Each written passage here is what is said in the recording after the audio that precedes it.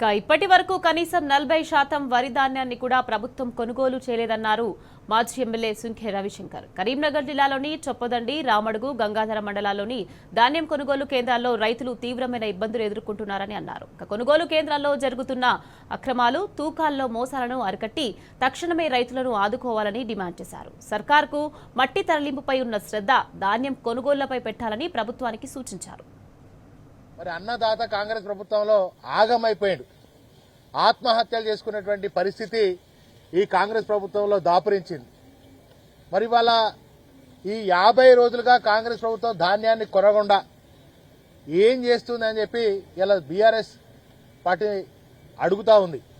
అంతేకాకుండా అరకొరగా ధాన్యాన్ని మరి ఆ 40% వరకు కొన్నటువంటి ధాన్యం ఏదైతే ఉందో దానిలో మరి బి గ్రేడ్ అని ఒక కొత్తగా ఎన్నడూ లేనటువంటి దాన్ని బి గ్రేడ్ అని ఒక కొత్తగా క్రియేట్ చేసి మరి దాదాపు ఒక క్వింటాల్ మీద 20 రూపాయలు ఆర్ఆర్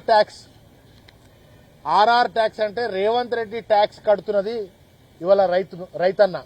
మరి ఇవాళ వ్యవసాయ శాఖ మంత్రి మాట్లాడుతుంటాడు, మేము 50% కొంటామని, వ్యవసాయ శాఖ కొన్నామని 50% కొన్నామని చెప్తాడు.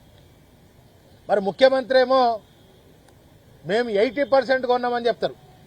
కానీ నిజంగా వీళ్ళు కొన్నది ఇక్కడ 40% మాత్రమే. 40% మాత్రమే ఇప్పటి వరకు ధాన్యం కొనుగోలైంది. సాగు కోసం రైతన్న రెడీ అవుతున్నారు.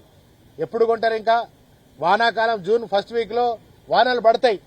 అంటే ఇప్పుడే ఒక క్వింటాల్ మీద 10 కిలోలు కట్ అవుతున్నటువంటి పరిస్థితి వస్తే మరి మళ్లీ వానలు పడి ధాన్యం గిట్ట తడిస్తే మరి ఆ ధాన్యం మళ్ళీ ఇంకో 10 కిలోలు కట్ అయ్యేటువంటి పరిస్థితి వస్తుంది.